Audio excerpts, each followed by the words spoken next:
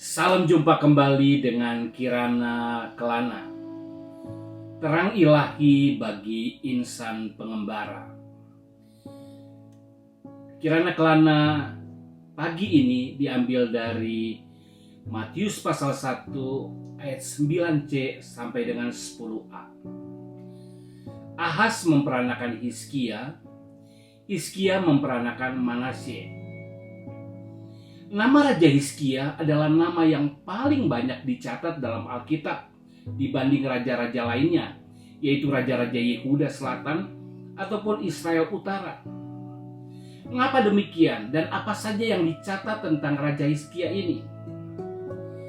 Begitu ia mulai memerintah, ia membuka pintu-pintu bait suci dan memperbaikinya. Kemudian ia menguduskan rumah Tuhan dan para imam. Selanjutnya Hizkia melakukan penyembahan kepada Allah dan memberikan persembahan syukur. Hizkia membuat Israel dan Yehuda menjaga Paskah. Ia merobohkan tiang-tiang berhala dan memusnahkan semua jenis berhala. Ia juga menegakkan kembali sistem persembahan dan persepuluhan. Ini adalah perbuatan yang sangat menantang. Kenapa? Karena Hizkia hidup di lingkungan yang sangat tidak mendukung untuk menjadi rohani. Raja-raja sebelumnya hidup dalam dosa.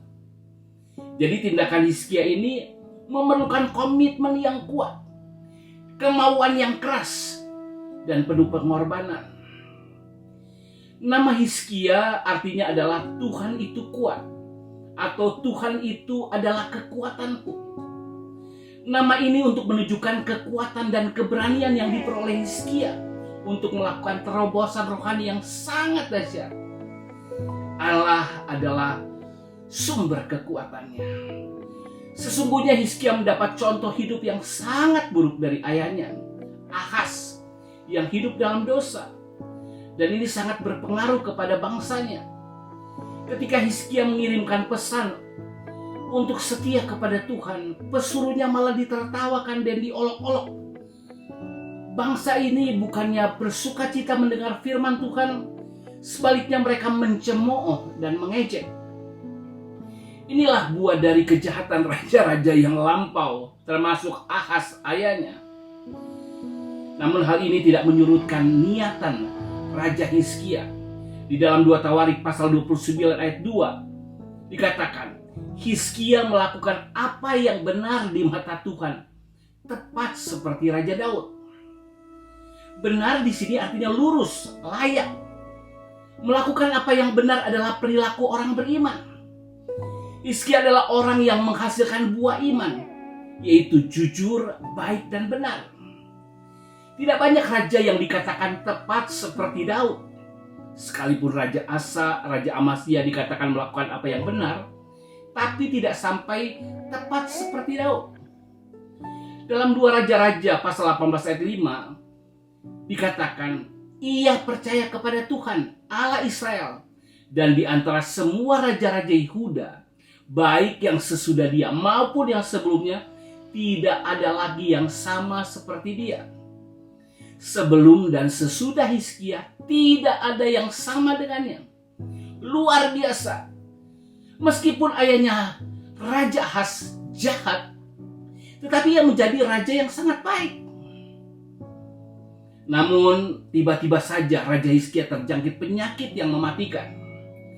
Nabi Yesaya datang membawa pesan. 2 Raja-Raja 20 ayat 1 berkata, beginilah firman Tuhan, sampaikanlah pesan terakhir kepada keluargamu, sebab engkau akan mati, tidak akan sembuh lagi. Ini adalah ujian yang sangat mendadak dan sangat berat. Bagaimana respon dari Hizkia?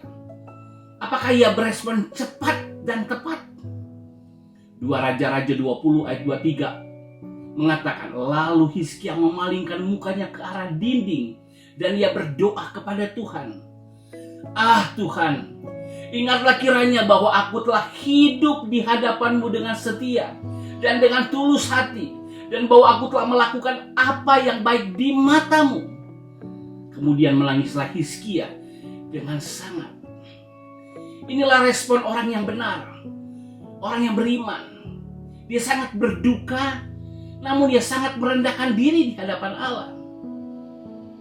Ia sangat confident juga dengan imannya, dengan perbuatan atau perilaku hidupnya. Tuhan bukan hanya menyembuhkan dia dengan cepat, namun juga usianya ditambahkan 15 tahun lagi. Bahkan dia dilepaskan dari tangan musuhnya, Raja Asyur. Memang Hizkia pernah jatuh juga dalam kesombongan. Ketika orang-orang Babel datang, ia memberikan semua kejayaannya.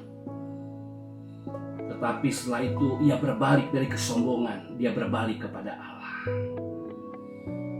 Anak Raja Hizkia adalah Raja Manasye. Nama Manasye artinya melupakan atau membuat menjadi lupa. Dan itulah yang terjadi kepada Manasye. Kebalikan dari Raja Hizkia, Raja Manasye adalah raja yang paling jahat dari antara 20 raja Yehuda. Bukit-bukit pengorbanan yang dihancurkan Hizkia dibangun kembali olehnya. Ia mendirikan mezbah bagi Baal, membangun patung Asyerah. Bahkan ia mempersembahkan anaknya sendiri dalam api. Ia berhubungan dengan pemanggil arwah dan pemanggil roh peramal. Dan ini sungguh membangkitkan sakit dan murka Tuhan. Raja Manasye dikatakan bukan hanya sesat, namun juga menyesatkan bangsanya. 2 Tawarik 33 ayat 9-10 berkata, tetapi Manasye menyesatkan Yehuda dan penduduk Yerusalem, sehingga mereka melakukan yang jahat lebih daripada bangsa-bangsa yang telah dipunahkan Tuhan dari depan orang Israel.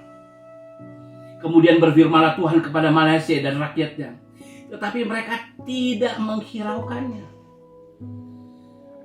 Biasanya kita mendengar pepatah buah tidak jauh dari pohonnya. Namun di sini kita menemukan lain ayah, lain lagi anaknya.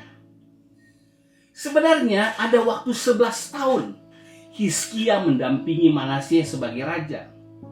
Artinya Manasye punya kesempatan belajar beriman kepada ayahnya, Hizkia. Itulah pola asuh yang diterapkan dan diharapkan Raja Hizkia. Karena pengalamannya, Ahaz ayahnya tidak memberikan teladan yang baik bagi Hizkia.